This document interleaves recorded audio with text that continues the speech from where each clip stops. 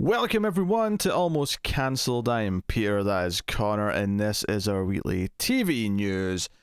Although we didn't have one last week, but that was mainly just due to scheduling, pushing things back. The news was created, it was done. I made it up. It was ready to go. And then shit happened. Connor fell asleep, that's what happened. So we're here this week with all that news carry forward. And we'll say we're actually a day earlier than we usually are, mainly because we have a couple of new shows to do tomorrow. So we're recording this on Thursday night, which is just a little bit earlier than normal. So if anything breaks on Friday, don't worry, it'll be in the next batch. But yeah, so yeah, we go through pilots and renewals, cancellations, series orders, all that sort of stuff. Any juicy tidbits that seem worth talking about, and we discuss it a little bit. So without further ado, we'll get straight into the hubbub. It was a nice batch of kind of notable headliney things here to kick things off. First up, Samuel Jackson's apparently going to be reprising his role as Nick Fury in a Marvel show in the works of Disney Plus. I mean, not a lot to go on yet in terms of like what the thing is. Like, is it a Nick Fury show? I mean, we don't know. I mean, it's not outside the realms of possibility, but my gut reaction to this is they'll get him for like one episode in something and they're just announcing it because they can. Yeah, I guess. I mean, given that these are like 6-episode seasons that are limited, it wouldn't surprise me if it's not necessarily a Nick Fury show. I could see it being something else that he's just like a main character in, but I could see him being like there for the whole thing since it's a 6-episode It's possible, especially as, I mean, all the reports from Wandavision, which we didn't watch the Wandavision trailer. Damn it, I knew that. Well, I haven't. I was saving it for the news last week. I thought, I'll watch it on the day. And then that didn't happen. And now I just asked you now, are there a list of trailers? And you gave me one. And that wasn't the one. God damn it. Anyway. So, when we get to trailers, I'll talk about WandaVision. It's fine. What I was saying, though, is all the reports from them when they were shooting that were talking about it was basically just a movie shoot for them with the way it was treated. So maybe they do get him. I imagine it was a lot more actual shooting time, though, just because it's 6 episodes worth instead of... Oh, sure, yeah. Well, but I think in terms of just the function... Unless they end up it being like half-hour episodes, in which case it wouldn't be, because it'd just be like 3 hours, which I imagine for most Marvel movies, before they edit them down a bit, are probably about 3 hours. So I would assume so, yeah. Maybe it's not that much extra then in that sense. I mean, yeah. I think for Samuel Jackson, it would be a lot more work than he typically does on the Marvel films, but... not unfeasible. He does plenty of movies that are 2 hours plus. Yeah, that's interesting. What we do know is that Kyle Bradstreet, who worked on Mr. Robot as a writer, is going to write and executive produce. And it is worth mentioning here, this article on Deadline does say it would be Jackson's first series regular television role. So he's in talks to be a series regular in it, not just guest star. I'll give you that then. I obviously didn't read this news. So there you go. Yeah, we'll see. I don't know. More Marvel content. I mean, it's bound to come. And speaking of Marvel, this might not be a headline thing on its own, but it felt just naturally put it after that story. Is that we actually have casting for Miss Marvel? Yeah. We have a newcomer. We have Iman Vellani is going to star in the Disney Plus show, playing Kamala Khan, and there you go. That's the news, basically. Like she is legitimately a complete newcomer, and I don't think her IMDb even has anything on it. The most that has on it for her that I'm aware of is her Letterboxd page. She's quite active on Letterboxd with reviews, and it got found, and some people are already treating it quite badly because of it. She, like her review of like Captain Marvel was only like a 2-star review, and it was like. This low stars is not for Brie Larson. Still love Brie Larson. Rest of the movie, though, whatever. Wait, hold on. So these dickbags who are harassing her because she rated Captain Marvel too low, these sound like the same sort of dickbags who probably hated Captain Marvel and harassed Brie Larson over it? In defense of the, I mean, not in defense of those people, but in defense of them being consistent. Yes, she gave Captain Marvel a 2 stars. She gave. If I'm going from memory here, BVS 1 star, Justice League 0.5 star, She sounds like a very intelligent young woman, to be honest. She does. I feel like she has taste here. She sounds like someone who actually has a critical head on her. Who I'm like, maybe she'll be all right. And seeing as she has no acting credits to speak of that we can judge, this is all we've got to go on. So, I mean, to make it perfectly clear here, none of this matters. This does not matter. No, of course not. If she's a good enough actress who fits the role, she suits the role, and she's good at it, it doesn't matter if she has good taste in movies or terrible taste in movies. If you agree with her taste in movies or if you don't agree with her taste in movies. So the idea that someone has been harassed for their letterboxd is absolutely insane. And that said, go check out Tim's letterbox because it's absolutely atrocious. It's just a complete it is a gold nonsense. mine of just going, what the shit is this, Tim? But no, so that's cool. We have is that all the leads for all these shows cast now? Because we had She-Hulk just in the last news video. I think officially we still don't. I mean, I think we still don't officially have Steinfeld as Kate Bishop. But yeah, okay. But I mean, otherwise, like we have the other newcomers, so it's interesting. We'll see. So that's that. Next up, Netflix are apparently developing a Conan the Barbarian live-action series. I'm in. Of course, based on the Conan stories. Most people will know this, of course, as the Arnold Schwarzenegger movie from the early 80s. Uncultured swine. That's where I hadn't even seen that. Well, I'd seen parts of it. I'm not a big fan of it, but that's basically why I knew what Conan was. It wasn't until many, many, many years, probably decades later, that I'd even realised that it was something before that movie. That it was something. It has literary origins. Yes. So yeah, created by Robert E. Howard, to be specific. So this is coming from Frederick Malmberg and Mark Wheeler's Pathfinder Media, who are working with Netflix on the thing. Yeah, so I don't know who those are. Yeah, apparently they're looking for a showrunner. They're going to adapt it, get a director, all these things. There's not a whole lot to go on here, outside of obviously what the general idea of what Conan is. Yeah, I think it kind of said it would be kind of adapting the classic literature material rather than, doing its own thing entirely, which obviously, some adaptations, you've got, hundreds of comics since that have kind of, done their own things that you could draw from, but I believe they kind of go into the source. Yeah, debuted in 1932, so it's actually quite old. I didn't even realise it was that old. There you go. I can't say I give a shit. Sword and sorcery is not really my... It's really not, is it? My thing. I'm in. It's my thing, and this feels like, hey, Amazon are actually doing that Lord of the Rings thing. They're actually getting on with that. They're shooting it now. We should have something to answer that, and I feel like that's what this is going to be for Netflix, or what they want it to be.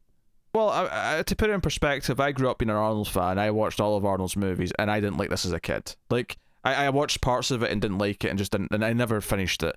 Whereas I loved everything from Arnold. I watched all of his movies, and I didn't like this as a kid. So the fact that even kid me, who was obsessed with Arnold, didn't watch this movie to the end, says all you need to know about my consistency and my taste my entire life for sword and sorcery shit. I'm good. You just haven't figured it out yet. It'll click. I haven't figured it out yet. Oh, it's so complicated. Yeah, it'll click eventually. Don't worry. Next up, The Boys is getting a spin-off. Amazon are developing a spin-off show, a super school. When I say super school, I mean the Supes, as they call them in the show. So it's going to be a teen show set in the Boys universe, which is a really weird thing to think about. So written by the Boys executive producer Craig Rosenberg. It's been in the works for a while. It's been fast-tracked in light of the success of the original series' second season, which is good to hear because we've been enjoying that show a lot, so happy it's doing well. Yeah, glad to know that all the terrible people review bombing it because of its release schedule had absolutely no impact whatsoever. Yeah, apparently in the first 2 weeks, Season 2 has nearly doubled Season 1's worldwide audience. Good. So because it's a good show. So set at America's only college exclusively for young adult superheroes, run by Vought International. It's a key point. Of course it is. The Untitled Boys spin-off is described as an irreverent R-rated series that explores the lives of hormonal competitive supes as they put their physical, sexual, and moral boundaries to the test, competing for the best contracts in the best cities. The part college show, part Hunger Games, with all the heart, satire, and raunch of The Boys. I mean, I'm glad I said that last part. I mean, I wouldn't necessarily believe it until I see it. Although, I just expect that, not because it will be good because The Boys is good, but I expect them to be tonally consistent at least across them, and they want to retain that audience. you would hope. I mean, the fact that they've got Craig Rosenberg developing it, who has worked on the main show, is a good sign. I mean, The Boys was such a pleasant surprise, though, that I'm going to be skeptical of this being any good until I actually watch it, quite frankly. But that's just because I find it hard to believe this lightning can strike twice. I get that. I think I'm leaning more optimistically just because it's from people who are already involved. I'm giving them the benefit of the doubt that they know what they're doing. Worth mentioning, this is not based on a comic. As far as I know, there's no material for this. I don't believe so, no. And they've already taken some pretty drastic liberties with the main show already as to the source material. So I'm sure they're capable of pulling this off. Like, what that concept is, should it actually do what it says, I would be very into. So we've had the boys version of the Justice League. It's time for the Teen Titans to cause chaos. So they're going to do something along those lines. Yeah, so that's the boys spin-off. Untitled right now. I don't know. I mean, the sad part is if this was called The Men, they could have called it The Boys. That'd be the spin-off because they're younger. But because they've called the main show The Boys, they have to think of the toddlers. It'll just be something boring like Soup School or something. I really hope it's just not Soup School. So do I. I hope it's not. I've just literally just threw that out there with no thought whatsoever. It should be called Diabolical. I agree. Everything should be. Speaking of weird superhero things that happened in the last couple of weeks, Peacemaker, the character from the Suicide Squad, is getting a TV show starring John Cena, because that's just playing him in the movie. So it's a tie-in to the movie. HBO Max have ordered it. It's a prequel to the movie, which means they, by telling us that straight up, they can still kill him in the movie. Oh, of course. But this is weird. It is weird. This is weird and unexpected. I have no. And correct me if I'm wrong, James Gunn, who was obviously doing that movie, is directing all of this show as well. Well, let me read the story. Why vaguely ask me if I know this up to me? I'm about to read this information. Well, you could have just answered with a yes or no. I don't know yet. I've not read it. HBO Max is landing Peacemaker an 8-episode straight-to-series order for its first season, notably. That's interesting phrasing. So he is writing all episodes and directing a number of them.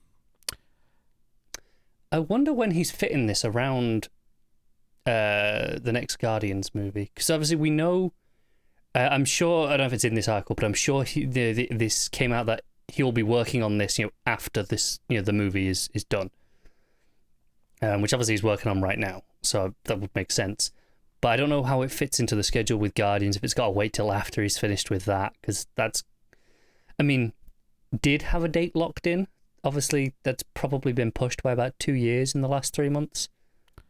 All the Marvel movies have been bumped back at least a year now at this point, so it's entirely possible that his schedule for this, assuming this is something they can go and do, has just opened up because, yeah, Guardians is now a year later than it was going to be, so you've got a bit of time. Maybe that's... Yeah, it's possible. I hadn't considered that when I started the question. This is his little pet project before he goes back to do Guardians. It's just such a weird, why this... I mean, I guess it's because you've got John Cena and he's very charismatic, so you can build a series around him, so maybe that's why. But of all the characters in the DC pantheon that I expected to get a TV show, one that possibly might even become more seasons. I mean, I still kind of expect this to just be one season, to be honest. I mean, they're thinking it's going to be more, but I guess this confirms that at least they're not outright saying this is a limited series. So it's they're leaving the possibility for more, I guess, at least. And I don't think anyone involved is unfeasible that we can do another season. Maybe they don't get Gunn directing the second season, but they have him co-write something. I don't know. It still seems feasible, right? Maybe. But that's the Peacemaker coming to HBO Max at some point. Next up, Supergirl is ending with season 6 on the CW, so that's the upcoming season is going to be its last. This is not super surprising for a couple of reasons. The main one, and I think the main reason why this is happening, is that Melissa Benoist's just had a child, and it probably doesn't want to be tied to a constant TV show for the next few years. Given that she's just become a mother, she probably wants to spend a lot more time with her kid. And I have no idea where she actually lives, as opposed to where they shoot. Yeah. So I feel like that's the thing, and it just so happens, and I mean, hell, maybe if they knew they were trying to get pregnant, or even if I think about the timeline, maybe this could have been the start of the pregnancy. But when they actually first started, like, properly us finding out about this potential Superman show about a year or so ago, maybe it was always kind of seen like, oh yeah, like there'll be overlap, but that'll be there, if the Supergirl is ending. So I mean, even pregnancy aside, put that as a completely separate reason. It's not unfeasible that the higher ups at CW were always looking at this as the game plan of, okay, well, we'll have 5 to 7 seasons of Supergirl depending on when this was going to start, and be like, yeah, there'll be a little bit of overlap, but this is always the replacement in terms of its placement on their schedule. Yeah, it's kind of a weird one. Obviously, there's always the option. I mean, unless it ends with their tragic death or something, there's always the option of her guest starring for crossovers and things later if she wants to come, dip back in for the odd appearance. And even, let's be honest, even if they do kill her, there's many a way they can have her, in True, these shows. Yes, there's still an option. I do think the motherhood is probably the main reason why she wants to, because I mean, obviously she was always going to eventually hang up the cape anyway, but I feel like maybe the reason why it's ending at 6 and not 7 or 8 is probably because of that. It's like, it's very possible, yeah. It's not really a surprising news, and honestly, I just don't really care that much about the news. I feel like I should care because we were invested in these shows for so long. Well, that's just, I actually tweeted about this when it happened. My general sentiment was that I'm not upset that it's ending, I'm upset that I don't care, because once upon a time I was really invested in whether or not I was going to get a second season, and over the last few years my interest, my patience even with the CW superhero shows has waned significantly, and the problems, the more shows there were and the more shows that committed the same faults and mistakes, and their formula for tackling things really started to wear and tear on my psyche, basically. So to the point where we decided to stop, and then we kind of got tempted back in for a little while because Crisis was coming, and then once we got to Crisis we're like, yeah, this is the end of this, we can't do any more, we have no interest in watching all these shows every week.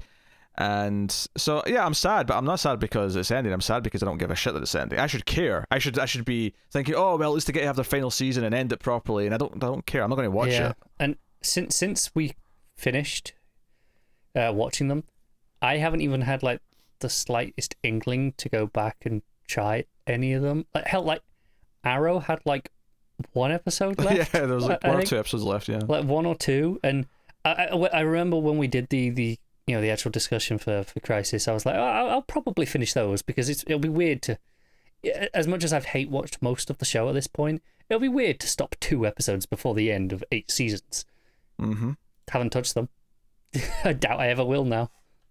Yep. So Supergirl's coming to an end. It's kind of interesting though how it's changing the landscape of what the CW superhero shows are, because you're going to have Superman and Lois instead of Supergirl before long. Arrow's ended.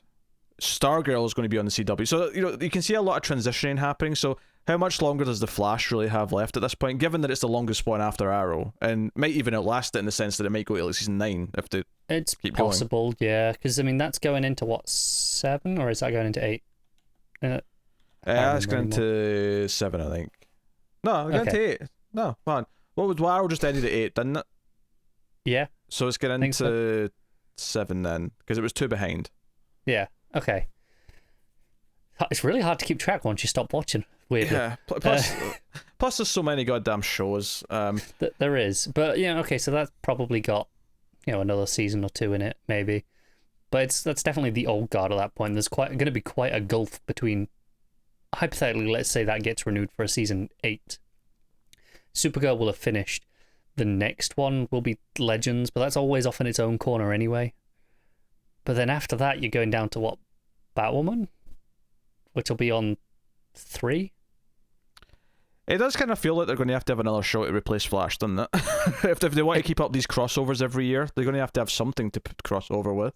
It does, and maybe they will, because I mean, there's always shows in development for these type of shows at CW, isn't there? Yeah, it doesn't feel like this is ending because CW have lost interest in having all these DC shows. It feels like it's ending for all these other reasons that we've talked about.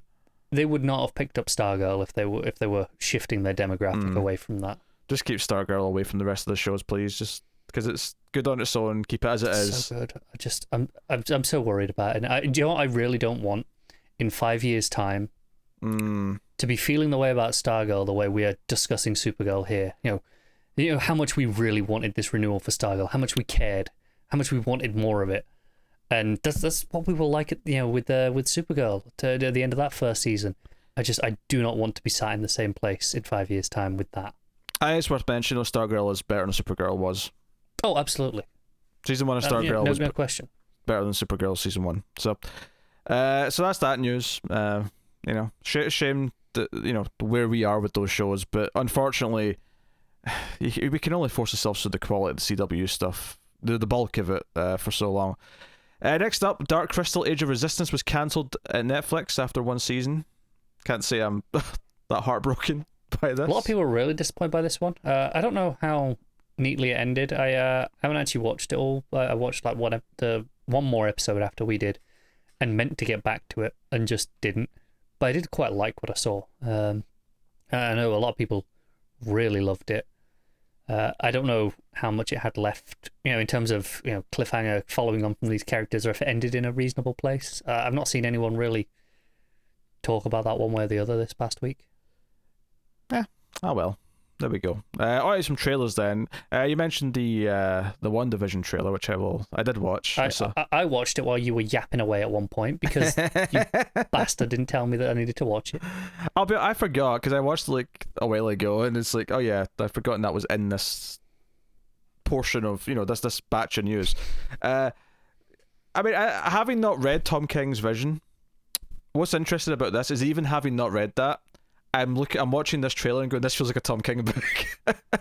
I can see the Tom Kinginess of it, even though I've not read that particular book, because I can see elements of Mr. Miracle and elements of Strange Adventures. Like I can see that style in there with these TV bits and the black and white, and them having their stupid Silver Age costumes that look really cheap and stuff like. Yeah, I would not be surprised if this borrows very heavily from that comic. It came out at just around the right time where there's just enough time that they could have used that as a key inspiration. I'm thinking it is. Do you know what I think I appreciate? I appreciate that it looks like it's going to be this 6 hour, really artsy, like, take on something, like, because I feel like you hear TV show for a superhero character and you assume it's going to be this and this, it's going to be this origin story, or it's going to be like how they become this new thing. Like, Captain America, or sorry, Winter Soldier and Falcon, we're kind of expecting that to be, okay, this is maybe how Falcon really becomes Captain America by the end, or setting up what he's going to do in the movies or something. But I look at this trailer for WandaVision and go, no, this is a trippy, like, not quite David Lynch, but it's like a trippy, like, art house concept. Yeah, I don't know if I'm going to enjoy it. I don't know if I like the look of it, but I appreciate that it definitely looks different, right? And it doesn't feel like, it's just another superhero show. I think there was because this is going to be the first of these Marvel shows that we get on Disney Plus, right? I can't remember. I think that, when this was all announced, a while back now, obviously, there was kind of the prevailing conception that it'll just feel like the Netflix shows, but toned down a little bit, in style a lot. That was like the general consensus from what I recall was, well, it'll just feel like the streaming service show, but, PG-13. And this does not look anything like that, to its credit. To be fair, I'm not sure if that was. I think it was a bit more mixed than that, because there was kind of a sentiment of, well, this is actually Feige running they're going to be more connected to the movie. I thought it was always going to be more connected, but just in terms of the storytelling. Because even right at the start, it was made very clear, like almost right immediately at the initial announcement, it was like, oh, by the way, WandaVision is going to be very important to that next Doctor Strange movie. That at least originally was coming a few months after. Obviously now it's going to be like a year and a half after. But and on delays to Marvel things, Falcon and Winter Soldier has been delayed because that was originally supposed to be this year as well, I believe. I think that was going to be first, actually. I'm pretty sure that was meant to be first originally. Oh, really? Okay. Because that was maybe... it's been a while. I think that was maybe August originally, before like the pandemic. I remember, I think it was near the start of this year. Oh, bloody hell. I moved the mic recently and I haven't adjusted where it is for my arm yet. It's on the wrong side. I think it was, I don't know if it was the start of this year or late last year, we got when they did like an earnings call for their investors and they were like, this is what's coming to Disney Plus, and it's when we learned, for example, like Mandalorian was coming in the fall. We got like, okay, and these are the things coming this year. And obviously I think they were both scheduled for this year. Things went to shit, don't really blame them for that. But I'll be interested to see when we do get it now.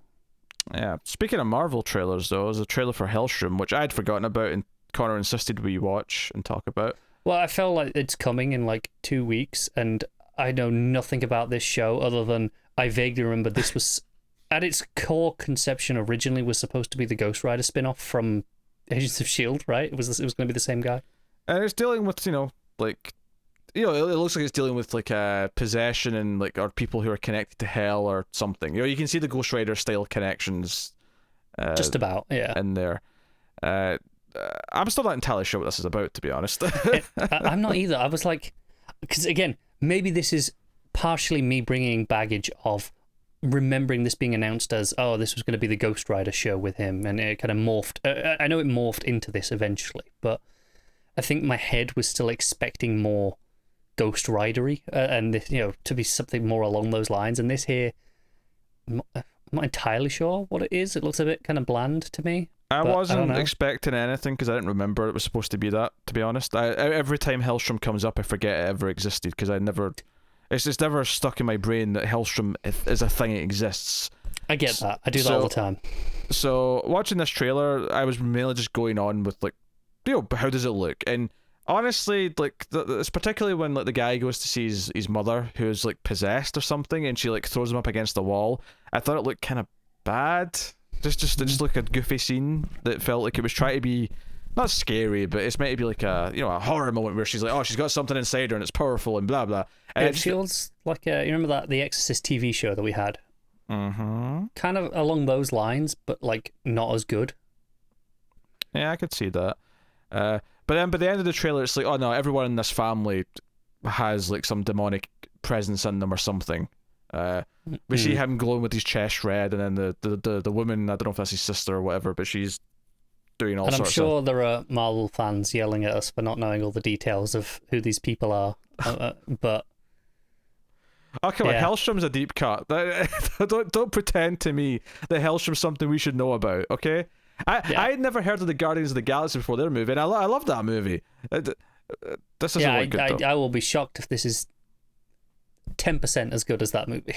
Because Runaways was Hulu, and that lasted 2 seasons and just went away, right? Yeah. So I'm not expecting this to be the next big thing, and given that Marvel or Disney specifically have their own streaming service now, I don't imagine this is going to... okay, Hulu technically is also owned by Disney. Yeah, I think... Because this was obviously, after, their buyout, and we kind of knew this was coming for a while. This was one of those rare ones that survived the cull by presumably being early enough in production they could shift it to what they wanted. But the fact that it's still on Hulu tells you a lot. It's okay, it's more adult in the sense of what they're aiming for, I guess. But yeah, it looks really bland to me. Yeah, we'll probably do the first episode, but I'm really not expecting much or looking forward to it or all that excited about the prospect, honestly. I think it's in about 2 weeks. Yes. One day I'll get to transition to the next story without Connor interrupting me, and it'll be a delightful day. I'm sure you've done it many a times already this episode. Barbarians is a Netflix show that's coming up. It's a historical action series. I actually was going to cut this from the news, but Connor insisted that we still talk about it because I'd watched the trailer. Yeah, I thought this looked really good. And I don't... Is this just you not caring about historical things again? Pretty much. It was... it's worse as well when it's like all subtitled. I'm like, oh, I need to pay attention to subtitles in the trailer as well. Come on. It was like a minute-long trailer. Jesus.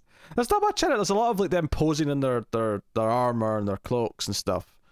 Yeah, it caught me off guard because I was like, "Oh, what's this?" When it popped up earlier in the week on my YouTube, trailer from a new Netflix thing, Barbarians. I was like, "Oh, I'll click on that, see what it is."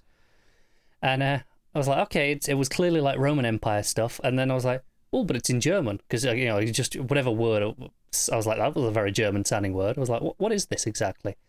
I was like, "This is intriguing," and I like the visual style of it so far. And there's not much of a description on Netflix. It talks about basically three narratives intersecting, something or other. It's based around these battles in the Germanic forests. I'm intrigued. Well, I have literally nothing to add. So moving on to the next thing, which is the premiere date for the Saved by the Bell reboot, which is coming to Peacock. That's two things I already forgot existed. So this is coming on November 25th. That is the date. And I'm sure that I remember reading this description or something, maybe not this exact phrasing of it, but the general premise a while ago, and I'd forgotten it. So even just glancing at this first line, I am shocked again all over that this is what this is. So, the Saved by the Bell reboot follows California Governor Zach Morris. That's right. Carry on. That's right. The main teenager from the show is now governor in his old age. Well, I say old age, middle age, but whatever. Who gets into trouble for the state's many underfunded high schools and proposes they send affected students to California's highest performing schools. Thus enter iconic Bayside High. The influx of new students gives the overprivileged Bayside kids a much needed dose of reality. Who wants this show? Elizabeth Berkley and Mario Lopez are set to reprise their roles as well. And then there's a bunch of new people, obviously. Presumably playing most of the teenagers. I would have thought so. Are they going to be playing teachers? Are the other ones from the original going to be teachers now? Is that how they're going to do this? Oh, I bet it is. Also, I mean, I was never going to watch this anyway, but I mean, if you were going to convince me, no Kelly, no Batty, quite frankly. So... Sure. I never much cared for Saved by the Bell. I mean, it was one of those things. It was just on at a certain time. It would just be on TV in the afternoon. Yeah, I mean, I caught the odd episode because of that reason. Yeah. And I never cared for it. But yeah, I never did either. There was never, it was there. It was on. It existed. Yeah. So Saved by the Bell reboot's coming November 25th. Look forward to it. You actually spoiled this next story a little bit earlier, kind of, but I thought it's worth mentioning that Lord of the Rings is filming again in New Zealand, and apparently the Cowboy Bebop live action series is next to start. That's going to be starting apparently on Wednesday. So is that also in New Zealand? That's also in New Zealand, yes. Yeah, because they got it all figured out, and people are allowed to shoot things there quite safely. What's funny about this is that Cowboy Bebop didn't actually stop filming because of the pandemic. Maybe it did again as well, but it actually stopped originally because there was the actor got injured. I think it was John Cho broke his leg or something, right? Yeah, so they had to actually stop shooting. I don't know if they ever started back up before everything would have had to shut down again anyway. I don't think so. I feel like I would have remembered seeing those stories, but I mean, it's possible. Yeah. But I mean, if they did, it's such a minor delay for them at that point in terms of, well, we were already massively delayed because of the injury and whatever. Yes. Two shows I don't really care about, but I know Connor cares about both. So two shows that are probably two of my most anticipated upcoming shows at all. Yes, there's no accounting for taste. But moving on, we have a Paramount Network. This is the network that had Yellowstone as their big flagship TV show, starring Kevin Costner. Yeah. Right. Thrilling. Paramount Network, which was this the one that used to be Spike? I don't know. I can't remember. I think so. But it's rebranding. It's rebranding to the Paramount Movie Network to focus on television movies and cancels non-scripted series. So on the bright side, it means we can go back to forgetting it exists quite happily. That is the upside. I thought it was worth mentioning that it's only existed as Paramount Network for a few years because we talked about this in the news when it changed. Yeah, I remember that. This has not lasted long at all. Didn't do so well for them, did it? So they're doing TV movies, and I suppose it's interesting that there's a network focusing on, you'd hope, higher quality TV movies. something outside of the Hallmark, Christmas movie channel that does it. Yeah, I mean, I'm not going to get too optimistic. I mean, I wouldn't either, but it's a thing. So, yeah, we'll get to the shows, although I'll take this time to thank our Patreon producers for the month. So thank you to Tyler Hess, Cindy Palisades, David Short, Board Now, Al Tribesman, Christopher Moy, Brett Williams, and David Brown. Thank you to all you guys for being producers. You can, of course, support us at patreon.com/MailFuzzTV for as little as $1 per month and get some bonuses for your trouble. $5 gets you early access to a bunch of stuff. You get bonus episodes of things, and so on and so on. So go and have a look and see if you're interested in helping keep all the content coming. But of course, you can do some support. That's a weird way of phrasing it. But you can support us for free as well by just hitting the old like button. So there you go. We go out of the shows then, starting off with the half-hour stuff, whether it be comedy, animated, or otherwise. ABC is putting in development a multi-camera comedy, a parents' comedy they're referring to it as, from Sabrina Jalise from Carol's Second Act. So it's an untitled show right now, but it follows first-time parents Sam and Bertie, whose lives take a turn when Alex, their spontaneous biological donor daddy, pays them a visit and unexpectedly becomes a part of their lives. Biological donor daddy. That's a weird way of phrasing that, right? But yes. So. I mean, that gives me very little to go on as to what it actually is going to be as a comedy. It's like the bare bones basics of your setup. Oddball family. That's basically the gist of it. Next up, Patricia Arquette and Ben Stiller are working together again. They actually worked on Escape at Denimara together, which is that show that we heard about after the fact, and it was meant to be really good, but we missed it. Yep. So they're going to be working on a half-hour comedy for Apple. That's Apple TV Plus, I suppose, to say the full title of the streaming service. Starring Arquette and directed by Ben Stiller. So it's called High Desert, and it's written by Nancy Fickman, or Fickman, perhaps. Fickman sounds maybe more right. Along with Katie Ford and Jennifer Hope. So the series follows Peggy, played by Arquette, a former addict, who decides to make a new start after the death of her mother, with whom she lived in a small desert town of Yucca Valley, California, and makes a life-changing decision to become a private investigator. That's a funny thing to just decide to do one day. You know what?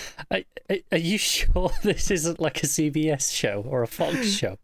I think, Joe, this makes more sense, I think, if it's like a really young character, right? But the fact that Patricia Arquette, is a woman in her 40s, I think, now.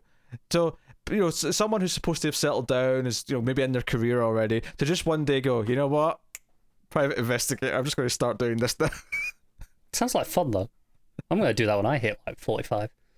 You won't make it to 45. So, moving on. The cheek of that. The nerve.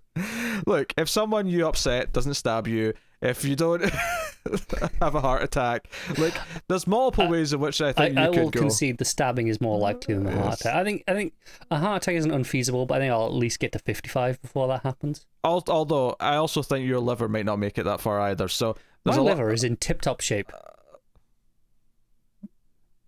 It is perfectly well regulated. Aye. Sure. So, moving on. We're out of this. I'm just making sure I didn't push things out of order. I didn't. No, I don't think so. Is that it? Dramas already? Dramas already. Probably the biggest thing here, actually. The biggest thing that I did. I might have put this in the headline section, but I already had like 4 headline things, so I just left it here. So, apparently, there's a development here from Mark Gordon Pictures to develop a Fistful of Dollars series, which of course is the Clint Eastwood film, the Sergio Leone film that's based on Yojimbo, the Akira Kurosawa film, just to give you the chain of inspiration here.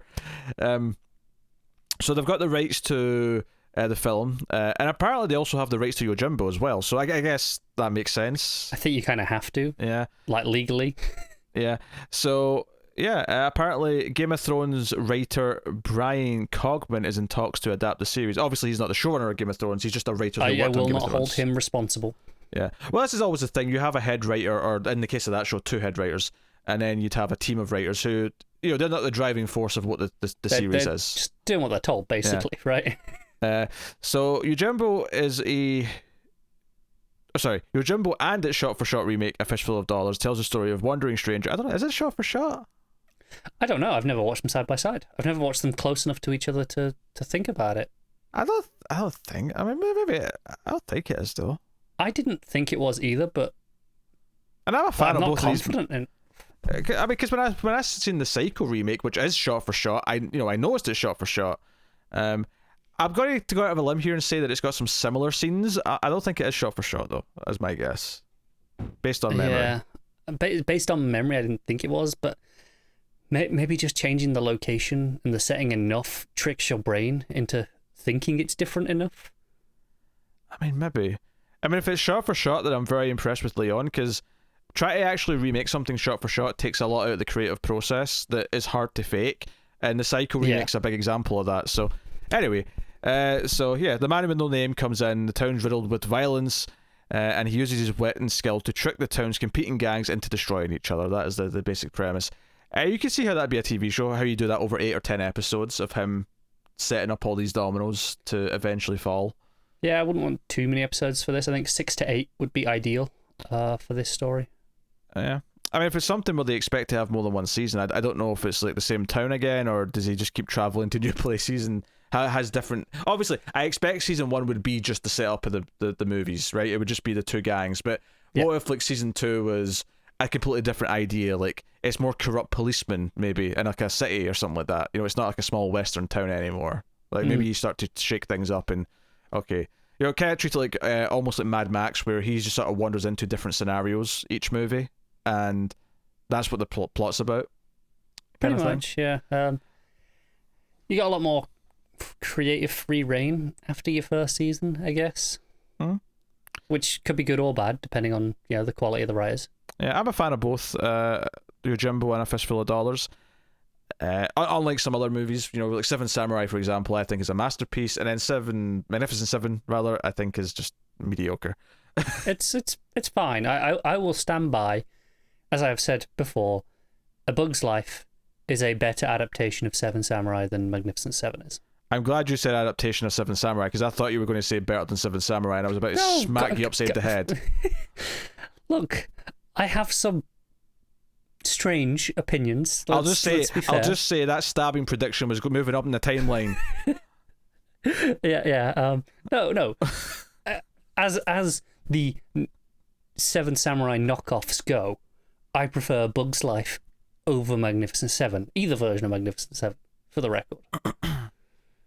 Yeah, I've not seen the newer one with. I watched it. It's fine. It's about as good as the original Magnificent Seven in that, sure, it exists. It's fine. It's watchable. All right, moving on then. Next up, Netflix show in development. It's called Anatomy of a Scandal.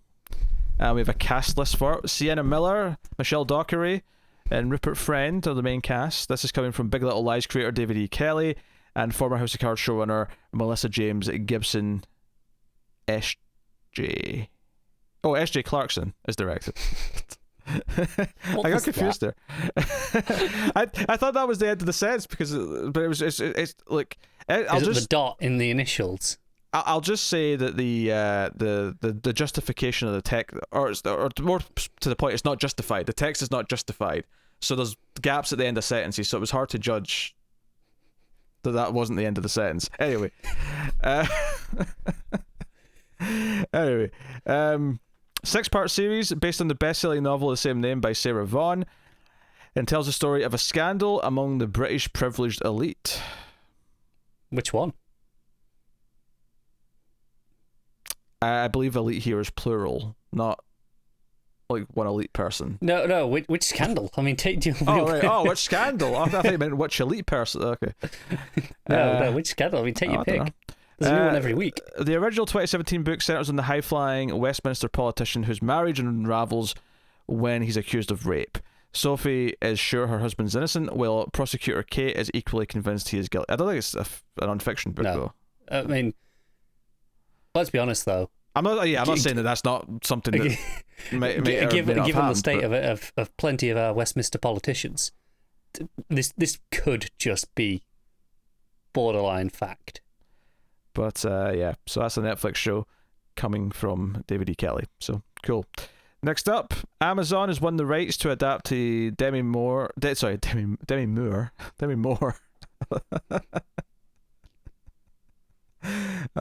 She can make some good puns in her name though if she switches to Moore sometimes. Yeah, it's close enough, right? Yeah, like when she wants, I don't know, more chicken at dinner. Go on, what does she say? Well, I'll be damned, my name isn't Demi Moore. Come on, give me some more chicken. I don't know. This is terrible. I would hope she would come up with something better than that. and frankly, she's had a whole life, so I expect she damn well better at them. I'm basically a demigod. Okay, I get that wasn't that good. I'll try some more jokes. I don't know. Like, there's places to go with it. I'm saying. I've not thought this out in advance. This is just off the cuff. So, yes. So Demi Moore did an erotic drama podcast. She did? Called Dirty Diana. What the hell's an erotic drama podcast? I imagine it's a raunchy fictional podcast where they get steamy. Sure. Amazon's developing the podcast. It was apparently a competitive, bidding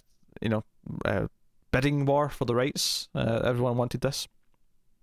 So Moore is attached to Star, and the podcast creator Shanna Fest is attached to direct. So you actually got people who worked on it, sort of working this.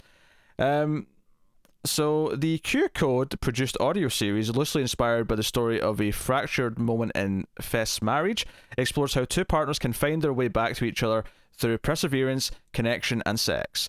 The idea was to portray sex and longing from a female gaze, with female pleasure at its center.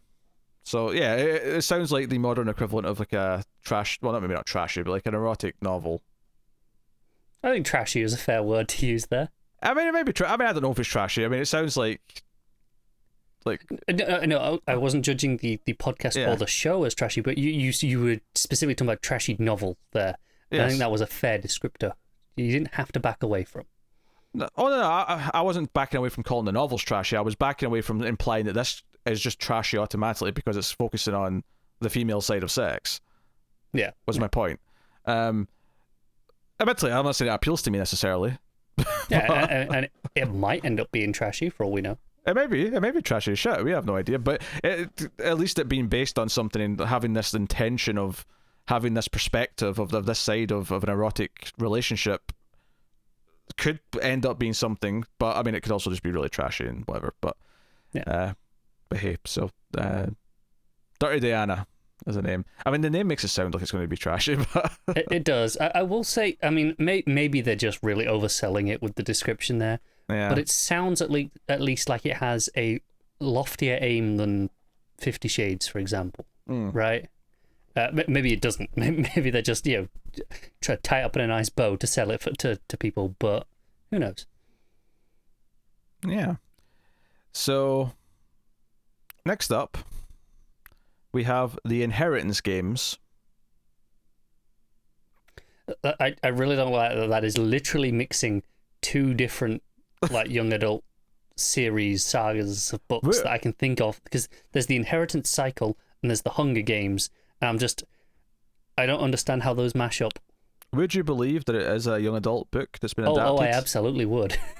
Into a TV show. So this is actually I'm going to say that name is Grain, maybe Granny, but with Grain Godfrey, who's a writer on Legends of Tomorrow of all things, is being hired to write and executive produce a TV show based on Jennifer Lynn Barnes' recently released young adult novel, The Inheritance Games. In the story, when an eccentric billionaire dies and leaves his fortune to a teenage girl he's never met, the world and his relatives are obsessed with figuring out why.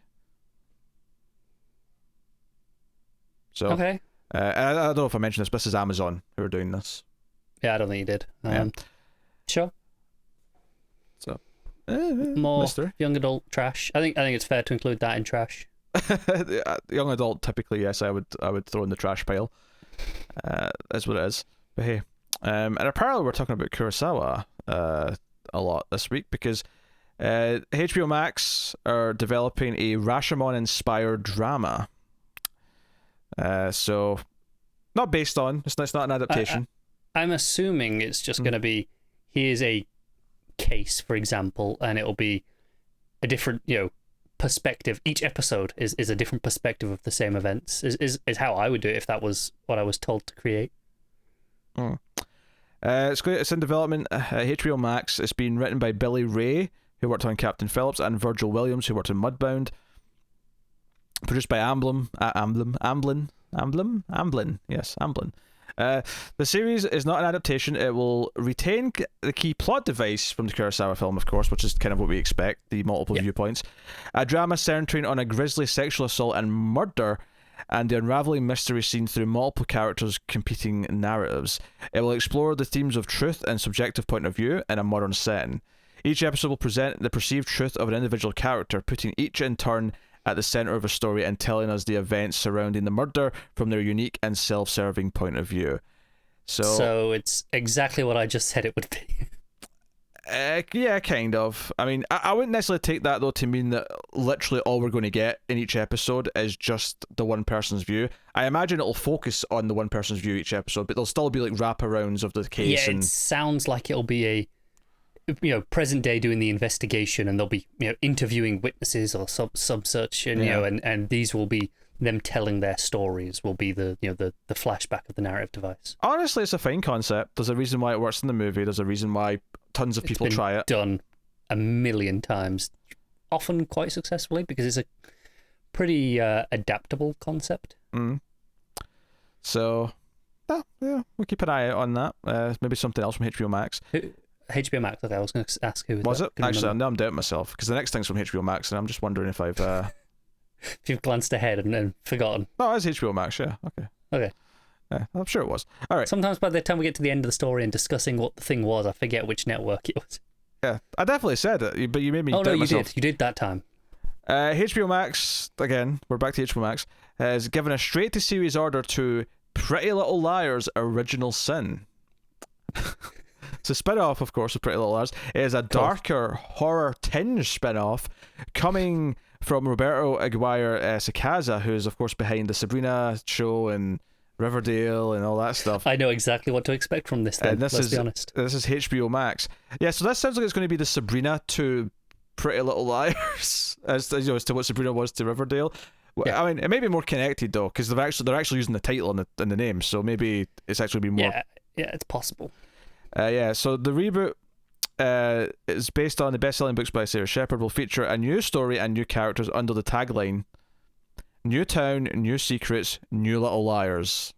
Well, maybe it won't be more connected then. Maybe not, yeah. There's more of a thing here. 20 years ago, a series of tragic events almost ripped the blue-collar town of Millwood apart. Now in the present day, a group of desperate teen girls, a brand new set of little liars, find themselves tormented by an unknown assailant and made to pay for the secret sin their parents committed 2 decades ago. This is sounding a lot like a Nightmare on Elm Street right now. Do you know what? I watched the first 3 of those this morning, and I'm like, did I not just watch this show? And the dark coming of age... sorry, let me rephrase it, because I said that the way that it would normally be... They've got a pun here.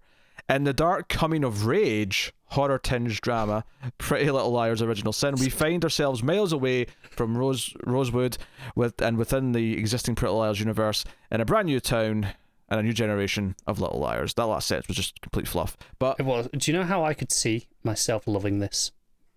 And genuinely. Because with that, you could make this tonally so close to Scream Queens. Oh, you could. You totally could.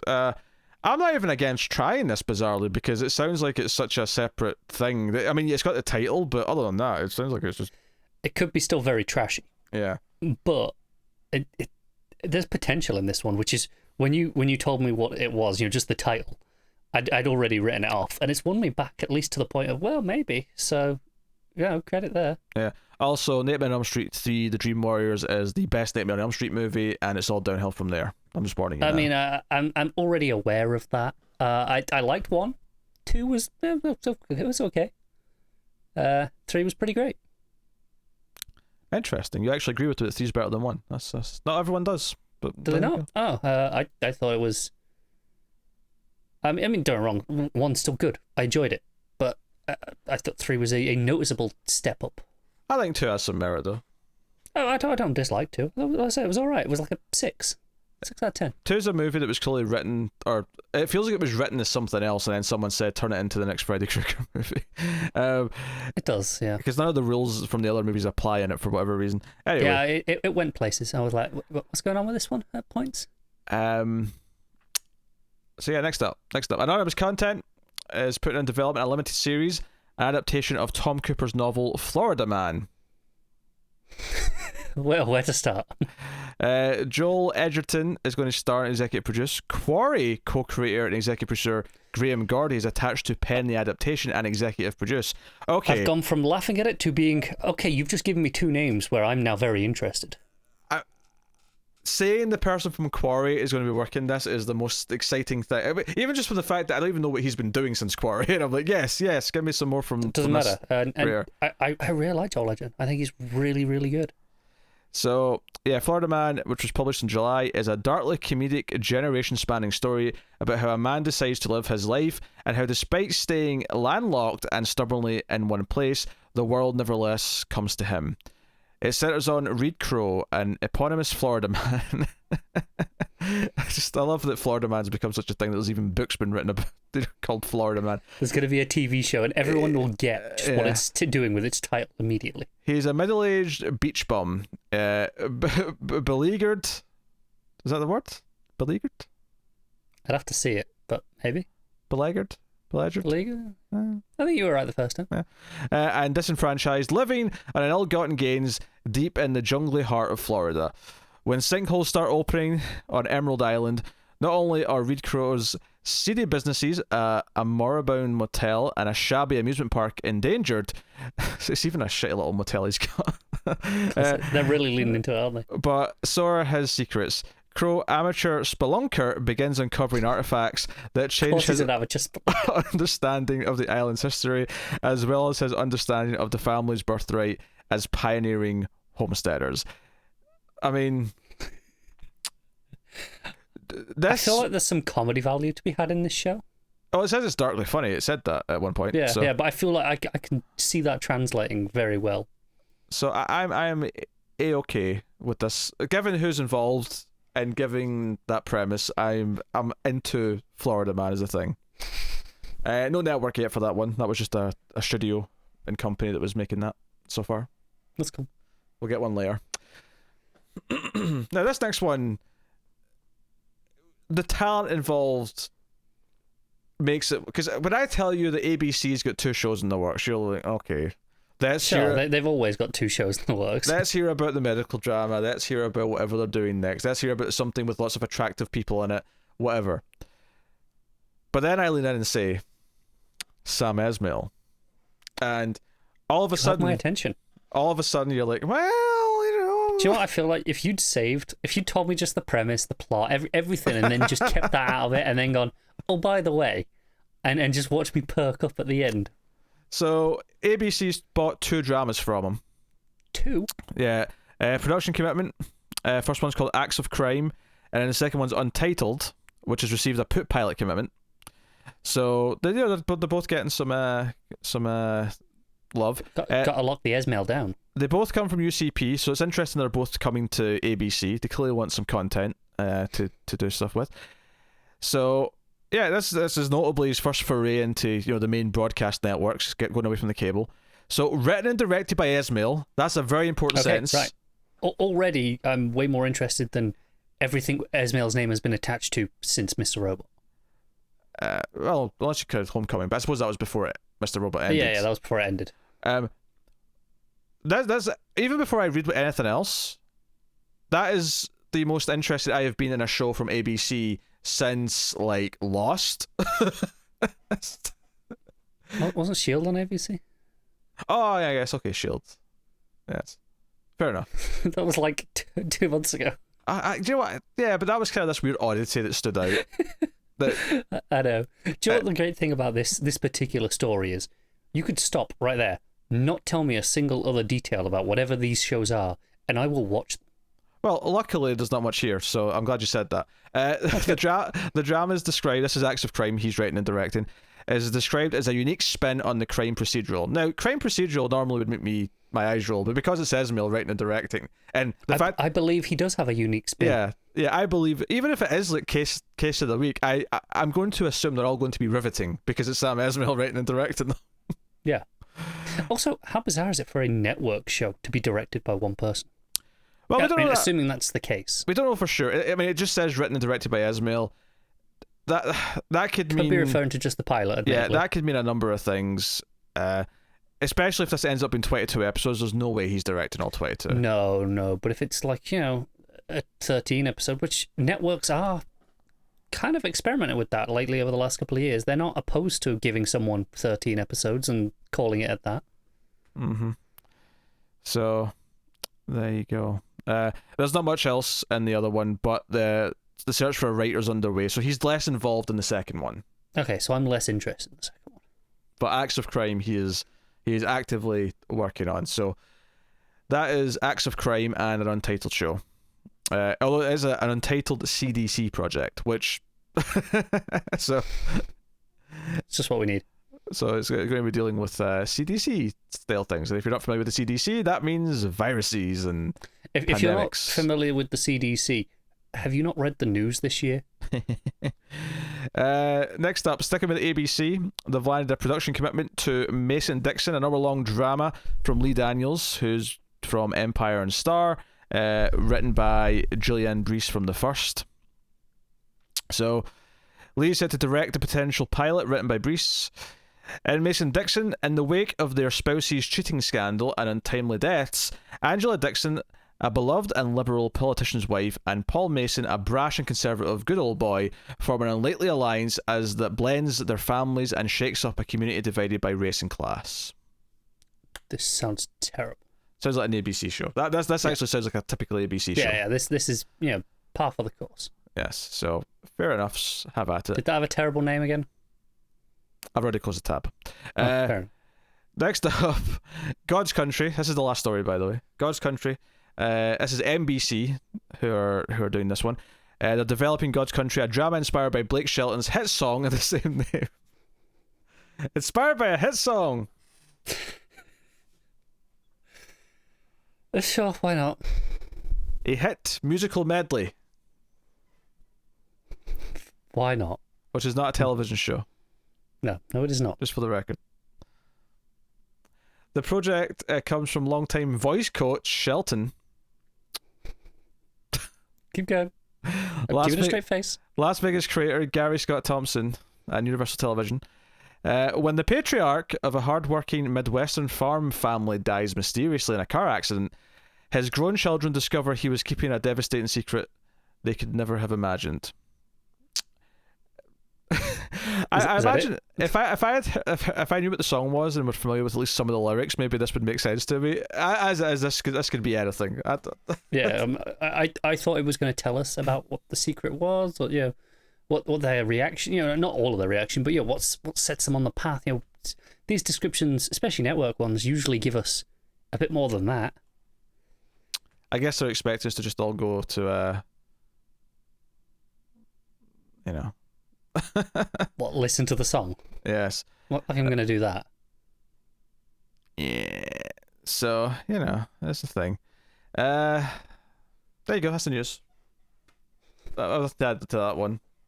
No, me either. They didn't give us anything to talk about it with. Not much funny about it, outside of the fact that it's based on a song, but we already just joked about that, so there we go. That's the news. Here we are. As far as looking at what TV reviews are happening right now, obviously Fargo came back. The first couple of reviews of that are up. You can also, of course, check out our ongoing reviews of Lovecraft Country and The Boys. And it's not too long now until Star Trek Discovery's back and a couple other things that are worth trying, perhaps. We've got... we tried Utopia this past week. That's true. Still doing that, right? Or unless you've stopped. Oh, no, I'm still doing that. The first 3 of those are up. 4 will be coming soonish. Maybe even the same day this goes up. Okay, cool. And then we've got apparently Monsterland to try tomorrow. Yeah, we got Monsterland. Also, the return of the haunting of, obviously Hill House originally, but now it's the haunting of Bly Manor. That is coming up next week. We're about a week away from that. So look forward to that as well. So there's a lot of TV review content going out just now. Combined with the fact that obviously I don't usually talk about the other shows, but Screams After Midnight, the horror movie podcast that I do with Tim, of course we always do a lot of extra episodes during October. So if you're worried that there's a lot of Screams After Midnight episodes going up, that's normal for October. Just write it out. and I'm sure you can go and find them, talk about Nightmare on Elm Streets, all of them. Oh yeah, we've done all those in the past. Yeah, done the whole franchise. In fact, actually, I tell a lie. The very final one, being the remake, is actually in the Octoberthon this year, so it's just about to be finished. There you go, right on topic. There you go. Yeah.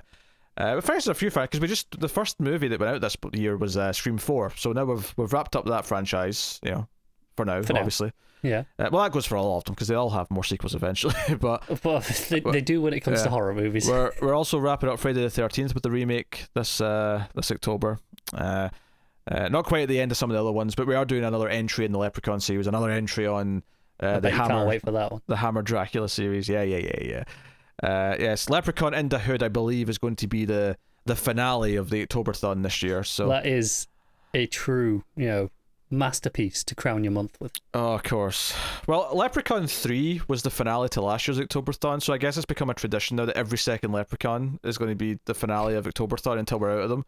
How many Leprechauns are there again? There's an In the Hood 2, and that's the last one with Warwick Davis, and then there's the crappy one with Hornswoggle from the WWE, and then there's a newest one which the Sci-Fi Channel did, which is meant to be not bad. That's meant to be like a serious try to be like the gritty reboot. Serious Leprechaun. So that's the newest one. So there's In the Hood 2, the Hornswoggle one, and then that one. So there's 3 after that still. Okay, give it another 2 years, there might be another one yet. God, I hope not. Look, you can't keep a good Leprechaun down. Oh God! The last one I watched was Leprechaun in Space, which featured them using a lightsaber, and also floating through space as dun dun. It's just full of references to other movies. That's all it goddamn was. Anyway, so check out Screams After Midnight. Just before I forget, there was one other little piece of news that is completely irrelevant, really. But I was a little bit disappointed you didn't put it in, because there was a recasting in The Witcher. I think it was like one of the other characters who hadn't appeared in season 1, who was going to be in season 2. Schedules, obviously everything got moved around, so they recast. The reason this is disappointing is because the name of the guy was unpronounceable, I believe, and I would have just loved to see your attempt, and that's the only reason I'm disappointed that you didn't include this news story. I never even saw this news story. This was no, it's fair. It's not a big deal. I'm not bothered about it. I just wanted to see your attempt at the name. I'll always try with a straight face. It's fine. So no, do not. We mentioned Patreon earlier, of course. Patreon.com/MailFuzzTV. Have a look over there. Like and subscribe. Ring the bell for notifications. All that.